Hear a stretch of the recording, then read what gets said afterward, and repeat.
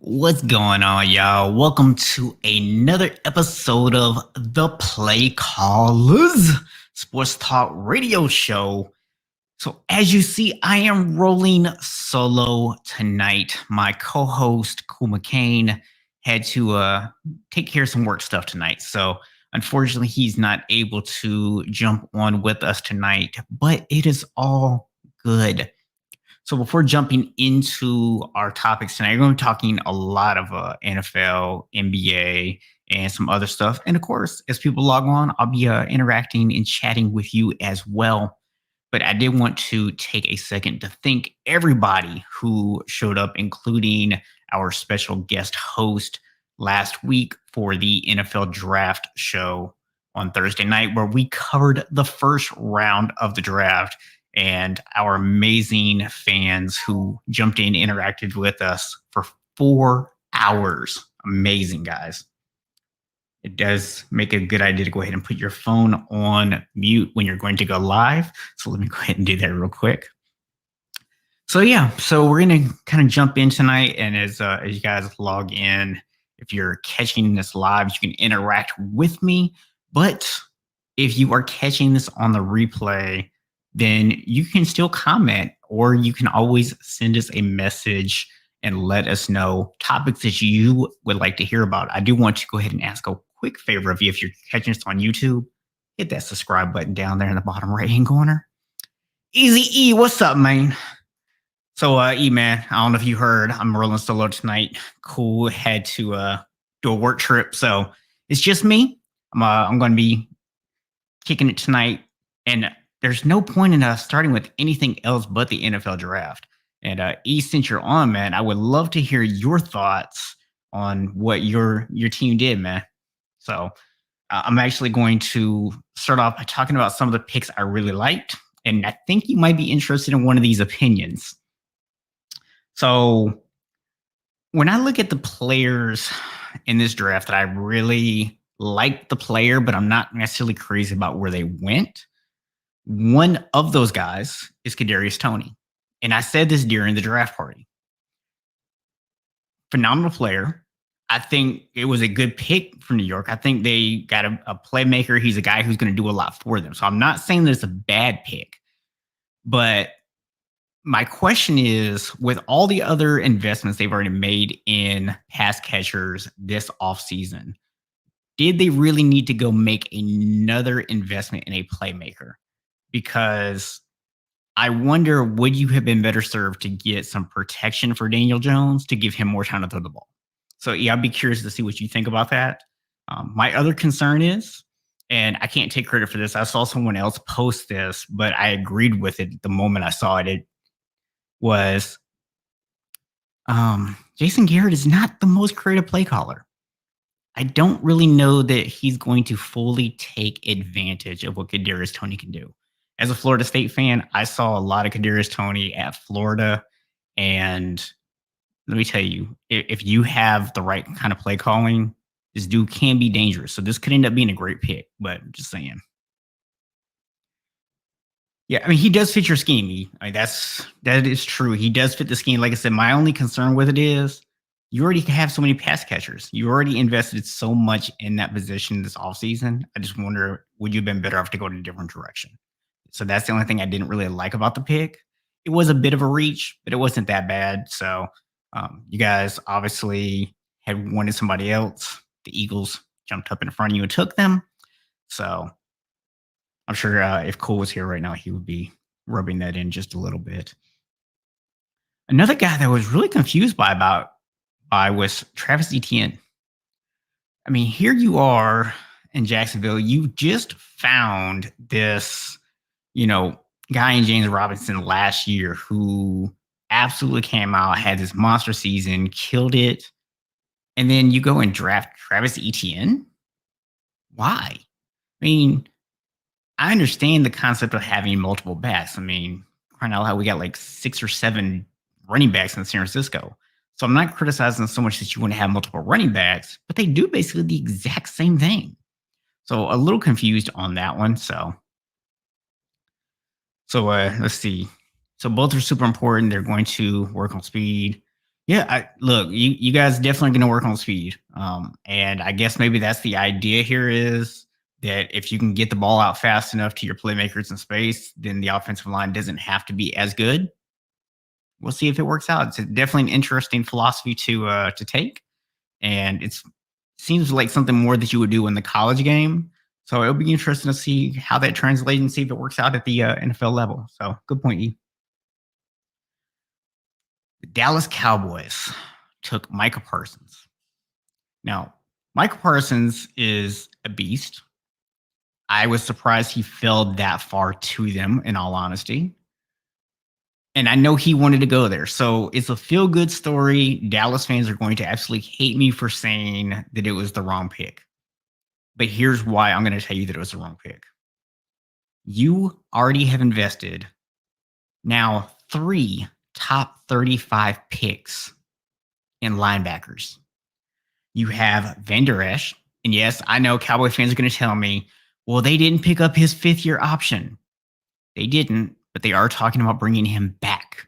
So if they do actually end up bringing him back, you are going to have to pay him to come back. So that's just an extra investment. Then you drafted Jalen Smith. So I just don't know. Like, where's this guy even going to get on the field?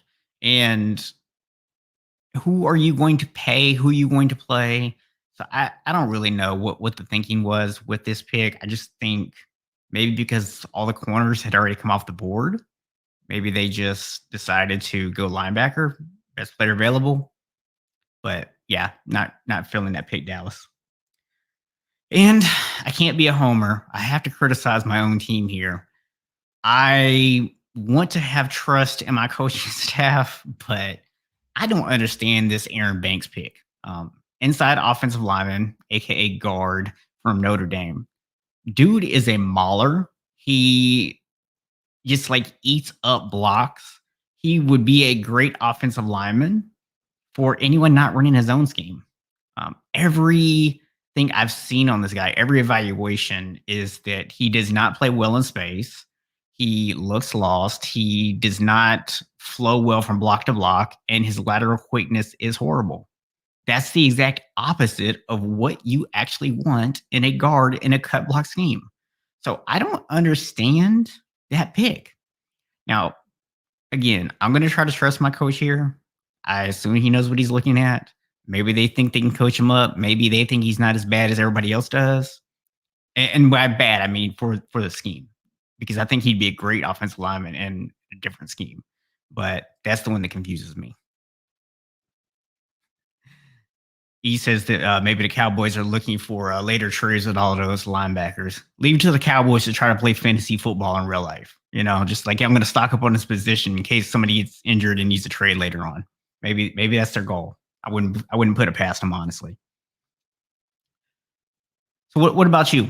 Do you have any players that you just are really confused by where they went? Uh, Even if you have players that you want to talk about that you actually love, I'm going to talk about a couple of those as well. Another pick that I'm not a fan of is Najee Harris going to Pittsburgh. Now, I want to explain this one. Najee Harris is a beast. I was actually kind of hoping if he fell to the second round, we might get him in San Francisco, to be honest. But I just don't like the fact that they picked him because they don't have anybody to block for him. That offensive line in Pittsburgh is not that good. So you went out and you got this back who honestly is a great fit for your system. He fits what Pittsburgh is known for. So everything about it seems like a great fit, but he's not a guy that is going to be successful if you can't block for him. He's not a guy who's going to make a bunch of people miss in the backfield. We see this with Derrick Henry, even. And maybe this is an Alabama running back thing. I don't know. But I talked about this 2 years ago with Derrick Henry when Tennessee was making that big run through the playoffs. If you can get him down before he builds up steam, he's not really that hard to bring down. And I see the exact same thing with Najee Harris. If you can get him down before he gets going, it's not really that hard. Now, it would be hard for me because I'm not a professional NFL player, but we're talking about professional NFL players tackling him, just in case somebody decides to say something there. See, if you had tuned in for the whole 4 hours last week, you wouldn't be behind, man. You would be just as knowledgeable as everyone else, at least on the first round. I'm just kidding with you, man. I'm just kidding with you. Some of the picks that I liked in this draft, one pick my team made that I'm absolutely crazy about is the Trey Sermon pickup. He was the guy that I remember watching in that game against Clemson last year. And I was like, man, if we could just get this dude on the Niners, that would be so awesome. So I love that pickup. That was a great pick. You know what? I would have to look to see if Tennessee picked up any linemen. I really didn't pay a whole lot of attention to Tennessee's draft, honestly. So I would have to look that one up and get back to you on that. Some other picks that I really liked. I thought the Bears, I know they got a lot of criticism for trading up again and everything. Justin Fields shouldn't have fell as far as he did. I love the pick that we ended up making at 3, but I made no secret about it leading up to the draft that Justin Fields was the guy I wanted. And so for him to actually fall as far as he did and for the Bears to be able to come up and get him, good for them, man. I'm shocked that he fell that far. I can't believe that teams like Carolina and Denver actually passed on him. So kudos to the Bears, man. I don't blame them at all for giving up what they gave up to come up and get him. So great job there. And while we're on the topic of the NFL, because I don't want to spend all night just talking about all the draft picks, but while we're on the topic of the NFL, man, one thing we have to talk about is this Aaron Rodgers saga. Woo, man, listen, Aaron Rodgers, this situation is devolved faster than the Deshaun Watson situation did. And when I look at this, we all joked around last year after the playoff game when he was like, we'll see what happens. Nothing's promised, right? And everybody's like, it's kind of a weird thing to say, Aaron. And then he got his, contract extension offers and all that. And we're like, okay, well, he was just trying to play for a contract, whatever, cool.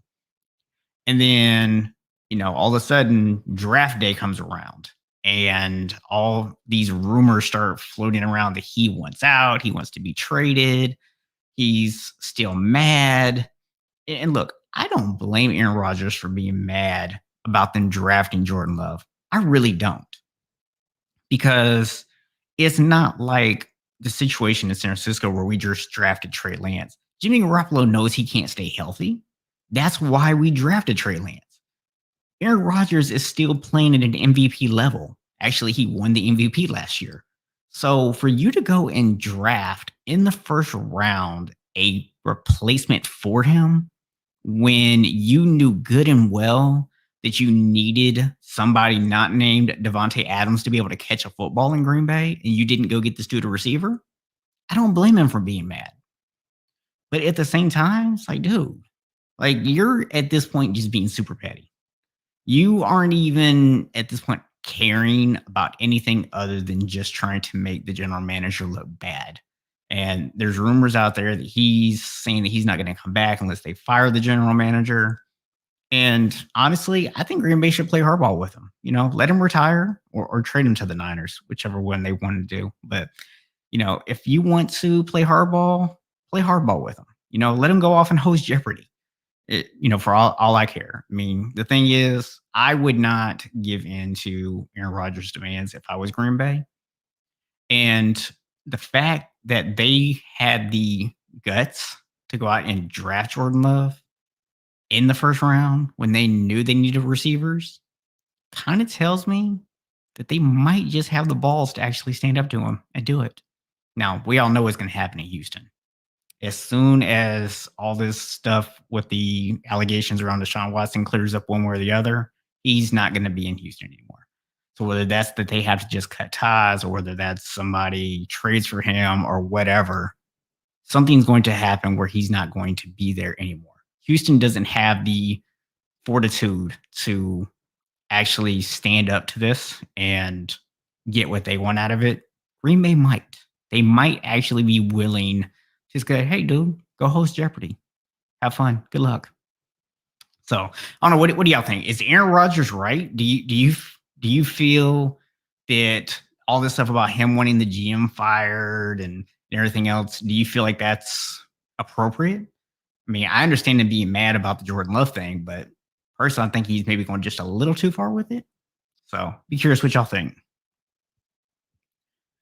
And while we're on the topic of the NFL, there's another story out right now that an offensive lineman, I want to say he played for Tennessee, got hurt in an off-season program that was away from team facilities and is now being told that he might lose his $10 million salary because there's a rule. And by the way, this rule has apparently been around since 1977. So this is not a new rule that says that if you were injured doing workouts outside of team facilities that were not approved by the team, that you are not protected in terms of your salary if you have a major injury.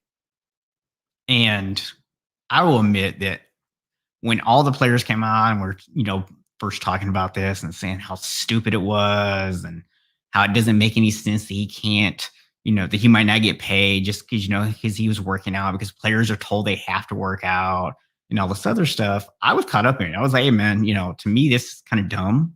If you start telling people that they can't work out outside of the facilities or they're going to risk their paycheck, you're going to have a bunch of guys show up to camp out of shape because they're kind of like, I'm not working out. I'm not risking my money. I'll just, get to camp and get in shape. But when you look at the fact this rule has always been in place, that it's never really been enforced anyways, and you kind of start to have to ask the questions, well, what does this really mean? Like, if we are saying the guys can't work out outside the facility, does that mean if the team approves it, that they can work out outside the facility? Is this just a matter of you just need to get things checked off? So to me, I need a little more information before I form a real opinion on this. My gut instinct was this is ridiculous. Players are expected to work out. How can you possibly say that somebody loses their money unless you were doing something like stupid, right? But if they were just exercising, they were just training, they shouldn't be punished for that. But I need to find out a little bit more about what are these specific circumstances in which that can actually happen. I'm going to go ahead and throw Eric's comment up on the screen here so that everybody can see it. So, yeah, Rodgers is a great player. He did actually win one ring, so which kind of makes me think that he might be okay with retiring. But yeah, he hasn't done enough to start dictating who should and shouldn't get fired. I would agree with that. When you look at what we see right now in the NBA, this kind of started, right? Where you had a lot of superstars kind of negotiating their way to certain teams or forcing their way out of town. And that's a little easier on a roster of 15 people when you have one star. In the NFL, I think quarterbacks maybe can do it. And we're seeing a little bit of that starting to happen. But it is not something that I think you're going to ever see become widespread. And I think some of these NFL teams need to be a little bit careful because as soon as you start giving into some of these demands, it becomes a lot easier for the next guy to go, well, hey, I want to do the exact same thing. So in 5 years, if this is a common issue where every player just throws a temper tantrum every time they want to be traded, we can all look back and we can thank Bill O'Brien and the Houston Texans. So that's my thought on that. So, E, if you have any thoughts on that injury thing, man, you can throw them in. If you're catching this on replay, you can also throw your comments in on that as well. And while I'm giving E a chance to type any comments he might have there, I'm just going to throw in a quick side note. I'm a little bit sad today, man, because I grew up as a boxing fan. I grew up and I'm turning 43 this year. So I grew up kind of at the end of that Sugar Ray, Marvin Hagler. I I didn't get to see them live, but I got to see, guys like Ali and Frazier, and then, the Iron Mike era, and then my boy Roy Jones from the hometown, and then, Floyd Mayweather and what he's been able to do, and a lot of other guys that I'm not even putting their names in there right now. But I grew up a boxing fan. And to see the fact that we have a potential fight of the year candidate actually happening this weekend and nobody's talking about it. And instead, all the attention is on this Mayweather and Paul match. I can't remember which one. Jake Paul is the one that's actually been fighting. His brother, his older brother, is one fighting Mayweather. He hasn't won anything. So this is going to just be an exhibition match. I mean, there's no way that Floyd Mayweather is losing this match. Everybody knows that. They had to hype it up somehow. So they did this whole thing where Jake Paul like stole Mayweather's hat, and then they got into a brawl, and then they're in the back yelling at each other. And honestly, I don't even know if any of it was real, man. Mayweather is really good at promoting and acting, but yeah, yeah, I agree. I don't feel any of it is real, man.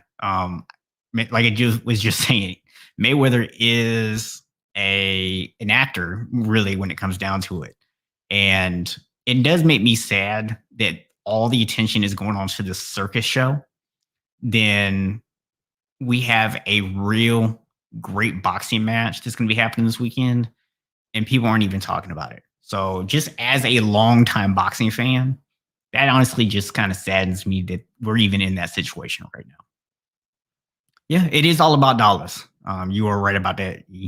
And it's sad that it's come to that point that we now pay money for foolishness. We no longer want to pay money for actual athletics.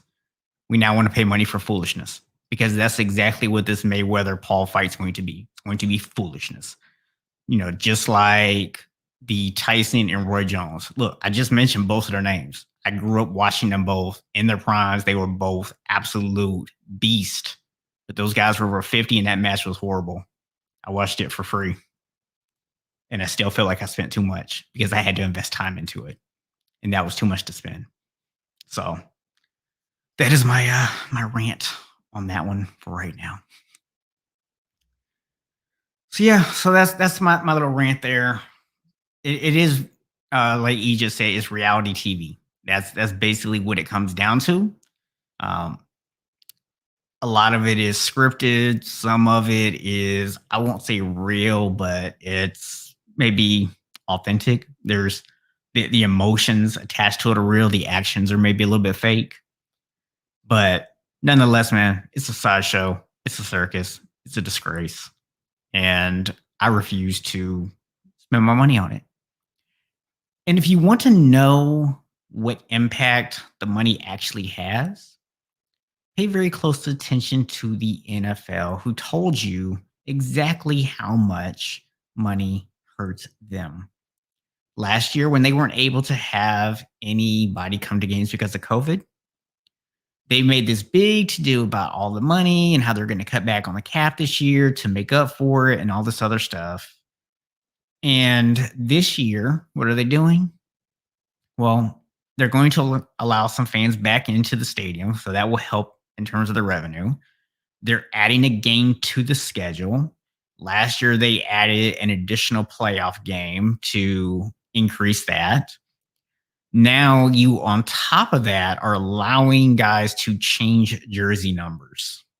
Now, let's not lie to ourselves. The whole reason for this jersey change thing is so that they can get fans to go out and buy new jerseys, because your favorite player will be wearing a different number now, probably. And they're just hoping to get additional revenue out of all this stuff. So when we talk about don't go to a game, don't tune in, don't buy the merchandise if you're not happy with the product. And it will get the NFL's attention if enough people are actually doing it. And we've seen that this year. We've seen the NFL backtrack and kind of figure out that, you know what, this isn't really the thing to do.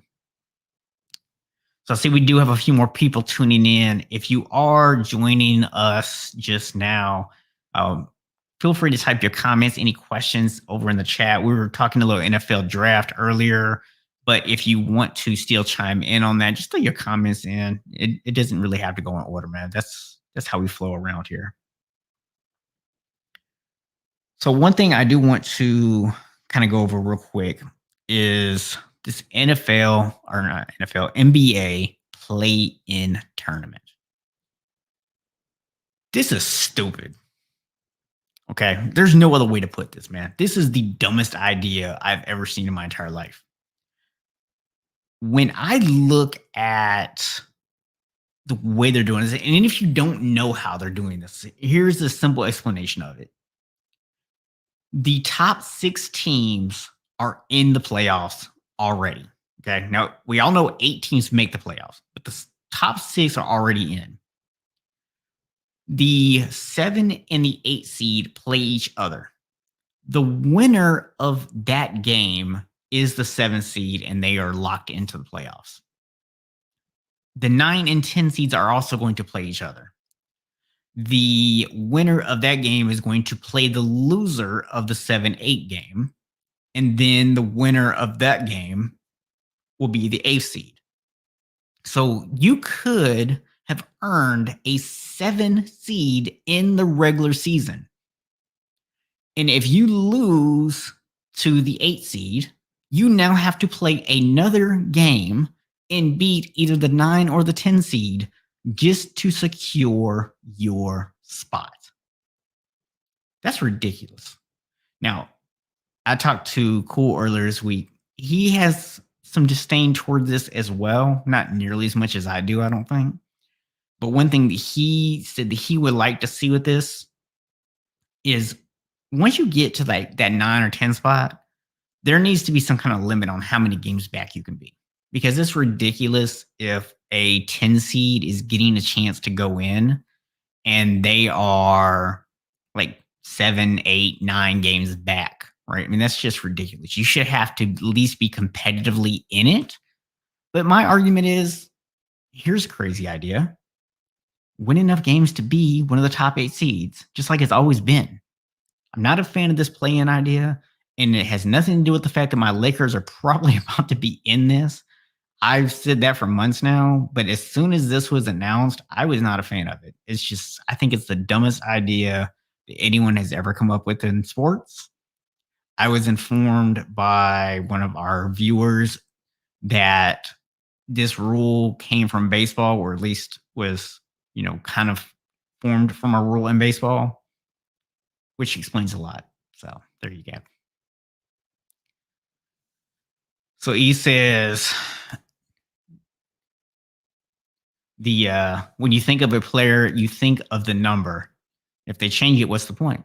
Yeah, you're right. I mean, look, we always talk about how when MJ came back in the 45, it didn't feel right because it wasn't 23.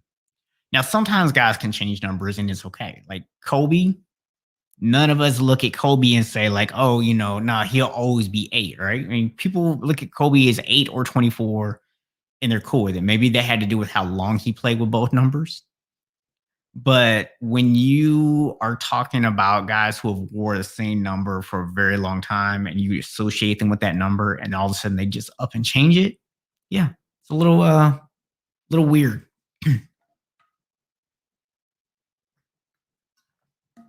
So yeah, I don't understand your other comment. You said you think it downgrades the jerseys though.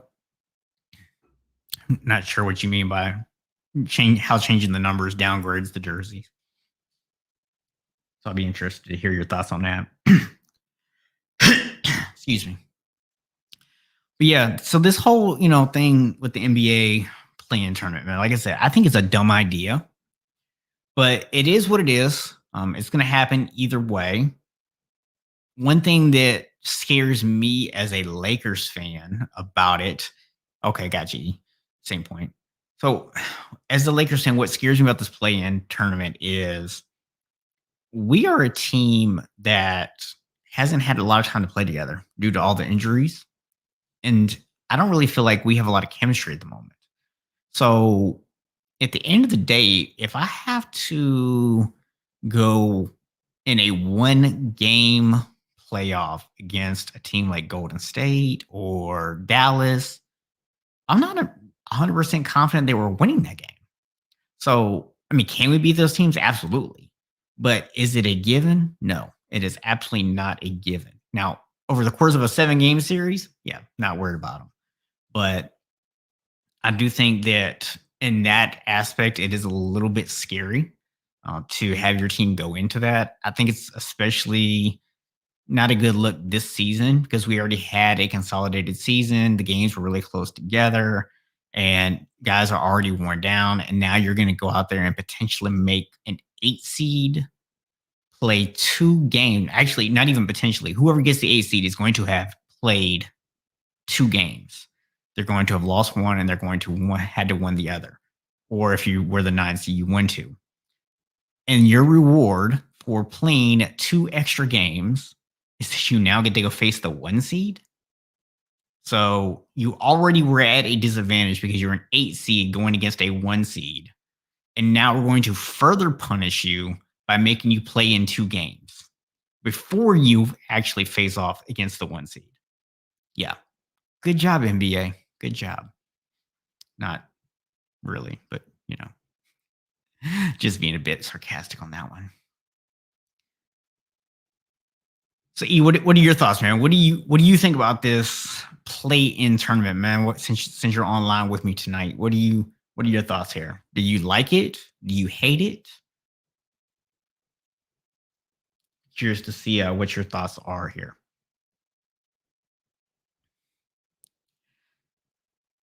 guys. I will tell you that when you look at the standings right now, the Western Conference is pretty tight, man. The Lakers actually really have to win tonight because they're playing against Portland tonight. And if they lose that game, they're going to fall down to that 7 seed. eh. That's your thoughts, E? Just eh. Is that like an eh? Like I'm not really a fan? Is that like an eh? I'm really indifferent to it. So let's see. So right now you've got the Lakers are at 6, Trailblazers 7, the Warriors at 8, which I mean, by the way, guys, we talked at the beginning of this season about how the Warriors probably really weren't going to do a whole lot this year, but that Steph could potentially get them into the playoffs by himself. And man, he's pretty much doing it. I mean, you have to at least, I think, at this point, consider him as an MVP this season because he's literally carrying that team. I mean, they've gotten almost everybody out pretty much at this point. So what he's actually doing is absolutely amazing. So yeah, so you got the right now. If you were to go and end the season today, the 4 teams in the West that would be playing each other, you would have the Trailblazers versus the Warriors and the Grizzlies versus the Spurs. And the Pelicans are sitting in 11th. They're only a game behind the Spurs, but now with Zion out indefinitely, I don't see any chance whatsoever for the Pelicans to get back into this and even try to get to that 10th seed. And if you ask my co-host, he'll tell you he's a very firm believer that this whole idea of the play-ins is meant to really help Zion get into the playoffs. That's because they want Zion in as soon as possible. So I don't know. Maybe that is, but if so, backfired again because again, just like last year, they failed to make it. Now you look over in the East, you have right now Miami would be playing against Charlotte. That's the 7 and 8. And then the Pacers against the Wizards is the 9 and 10 seeds. And let's be legit. If you are one of those 4 teams, you are trying to get into that 6th spot because you don't want to be in a one-off playoff or a one-off game against any of those teams. I mean, any of those teams on any given night could go out there and beat each other. So I think Miami is probably the team that if they were to get into that situation would be the team most likely to get out of it. But we'll have to kind of see what happens with that. So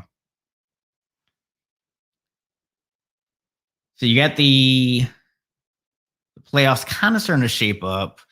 What are we sitting at? I want to say we got about 7 more games for most teams, like 7 or 8 more games for most teams. So by the time we do the show next Friday, we should have a really good idea of what the playoffs are, who the playing teams are going to be. So we'll do a lot of talking about that.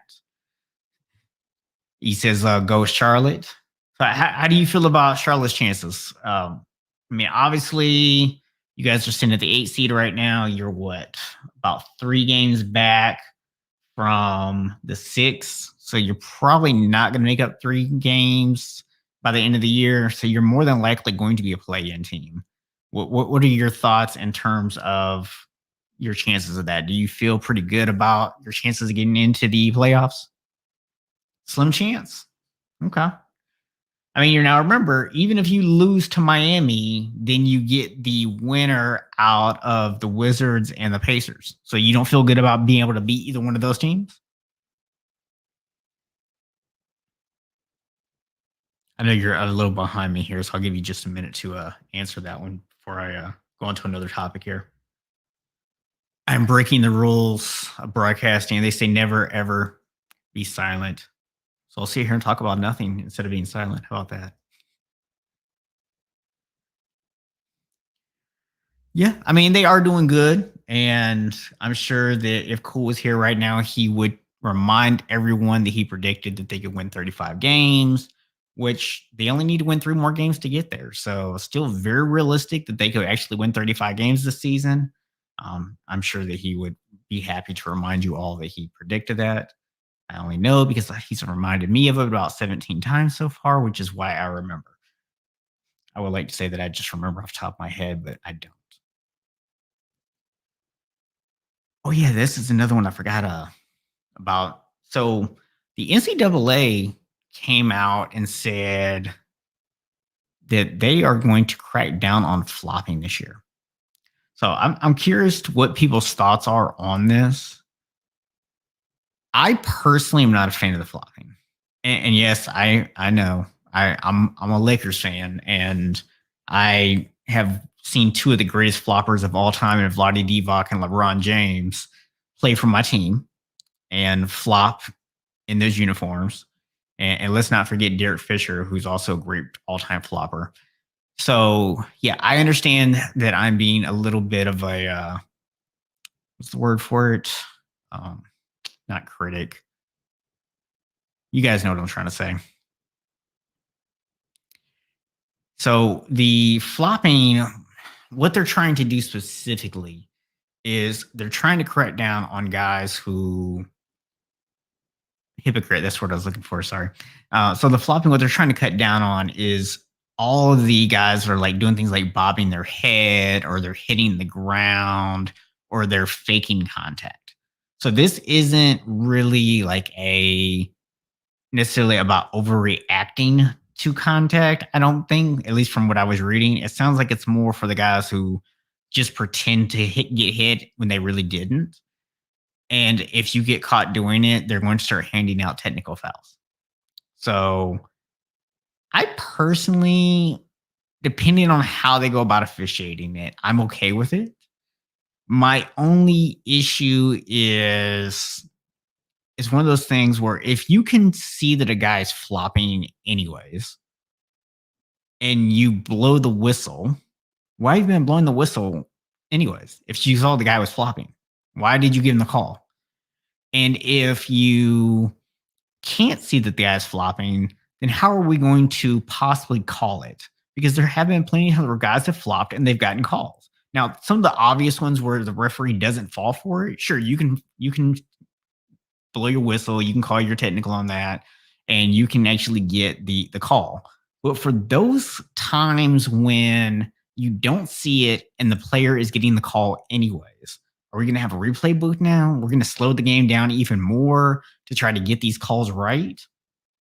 I mean, I don't know, man. It's just, to me, it seems a little bit silly. So I like the idea of it. I don't know what this is going to look like in real time, and I'm worried that it's not going to necessarily be that great. So I do see we have a few more people joined in. If you want to throw in your comments or any questions into the chat, we're just talking really anything about sports going on this week. We've talked a little NFL, NBA, even some boxing. So if you got anything you want to talk about, just throw that up in the chat. It doesn't necessarily have to be the topic that I'm talking about at the moment. I will always come back to the chat. But we were just talking about the new NCAA rules where they're going to start cracking down on some of the flopping going on, which in theory I think is good. Don't know how the execution of that is actually going to end up looking, but we shall see. So something else is going on with the NFL right now that's kind of interesting is they're going to allow teams to train outside of their facilities. So I'm not sure what exactly that's going to look like, but I'm guessing this has something to do with the ability to have your meetings and to be able to do workouts and stuff in smaller groups so that you can still actually have people do them in person. So I think that that could be a good step to getting us a little bit closer to having guys be more prepared. Because let's be completely honest, with the virtual workouts last year and with the lack of preseason, the first 3 or 4 weeks of this season were ugly. I don't know if you guys remember or not.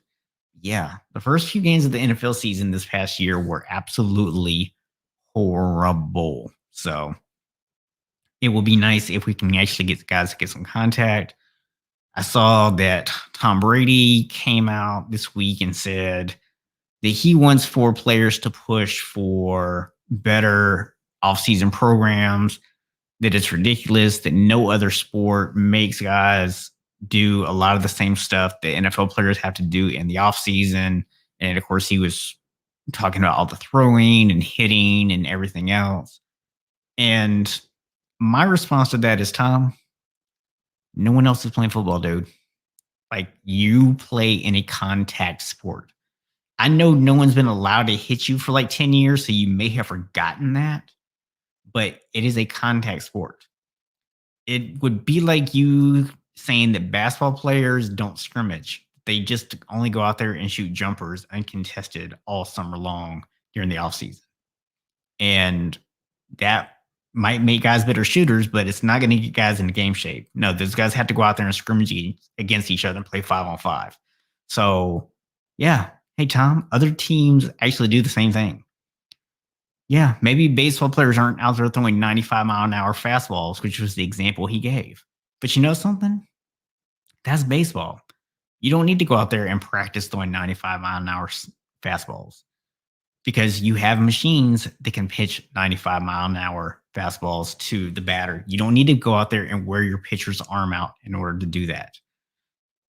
And yes, you can have jug machines throw footballs, but it's not the same thing because now you are getting into a situation where receivers need to be able to get timing with their quarterbacks. Quarterbacks need to be able to get timing with their receivers. They need to be able to kind of get a feel for each other, the way that ball is going to come in. It's not going to come out of the jug machine the same way it comes out of your quarterback's hands. So, Tom, respect what you've done on the field, dude, but no. And I definitely don't respect what you've done off the field. We've talked about that before. So that's a whole nother story right there. So grab some water here real quick.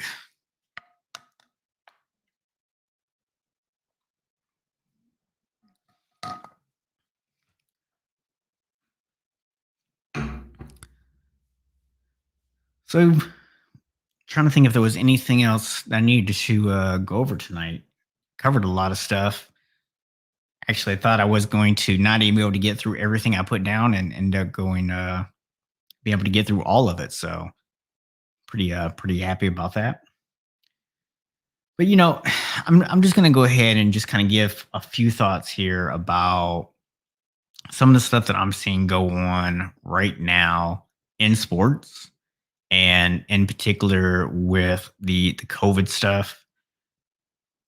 What I'm seeing is a lot of people want to get back to normal.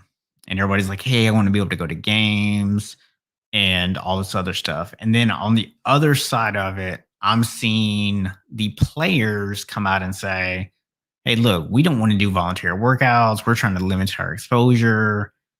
And I'm not even getting into the whole vaccine thing. They actually had to put a memo out today saying you can't cut somebody just because they don't get vaccinated. And although I personally have been vaccinated, I'm not going to sit here and tell anyone else that they have to. I don't think that that's right. I don't think you should be able to tell people that they have to do it.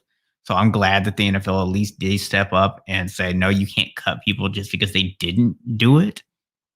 But guys, just be prepared for this because we're going to have a bit of a standoff here where a lot of people want to get back to normal, going to the games and all that kind of stuff.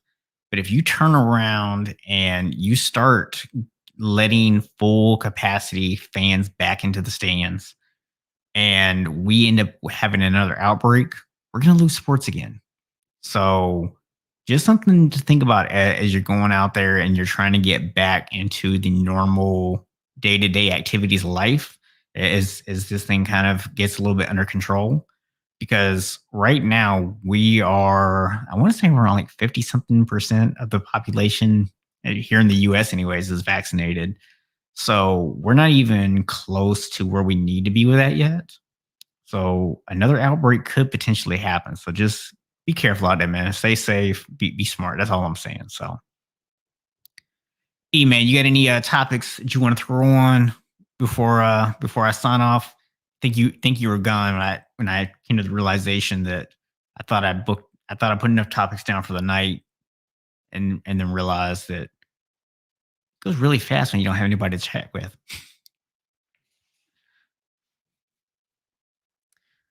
So I'll give you a second to put that on there. I'm gonna just kind of double check real quick to see if there was any other topics I maybe forgot to write down.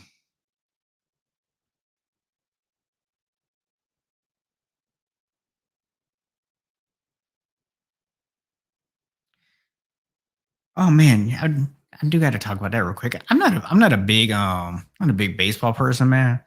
But I saw the news about our pool holes today, and I remember when that deal got signed, and how like everybody was like, "That's so crazy! You signing somebody to a 10-year deal, and just that's so ridiculous, especially for that kind of money." And here we are 10 years later. It didn't work out the way they hoped. It's been a pretty disappointing 10 years for them. And I think it's one of those situations that people are going to look back on and they're either going to say, well, hey, this is a prime example of why you don't pay guys like that. Or you're going to have some teams that's going to say, hey, it's the way it works out sometimes, right? It's the price of winning. So and we will see what exactly happens going forward with some of the other players. I know a couple other guys have signed big deals like that too, but it will be interesting to see the impact that actually has. But just I don't know. It's a little weird to kind of see a guy who signed a 10-year deal, played out the entire thing, and now he's been cut. He's no longer with the team. So just kind of a weird thing, just because I remember that actually when it happened. And yes, Eric, it is lonely sometimes, just sitting here. And it's weird because, I'm always here in my office alone anyways. But I usually have somebody else on the other side of the screen. So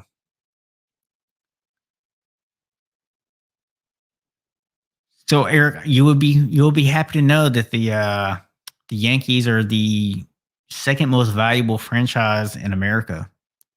They're behind the Dallas Cowboys, which probably makes you a little less happy. But if that means anything to you, I'm pretty sure the Yankees don't send you any money for it. So it probably doesn't really mean much to you. But if that's important to you, my Lakers, I think, were like fifth or sixth on the list. I don't really care. None of my other teams even made it.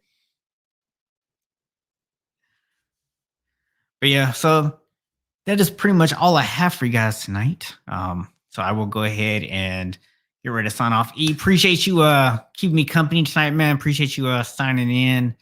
I'm not sure where everybody else was tonight, man. I guess Everybody's getting ready for Mother's Day weekend. So, quick shout out to all the moms out there. Hope you ladies have a wonderful Mother's Day. I'm looking forward to getting to spend some time with my mom and go get some good food and all that good stuff on Sunday. So, y'all be safe. Y'all take care. Yes, I agree. Let me put that one up for everybody real quick. Hold on. That one deserves to be shown. Boom. There it is. Dallas sucks. And if you're a Dallas fan, I'm a 49ers fan. You probably hate us as much as we hate you. So it is what it is. But we will be both back, me and Cole, next week in full force. Next Friday, 8:30 p.m. Eastern Standard Time for the Play Callers. And I will see y'all back next Friday. Play Callers, full force. Holla at y'all.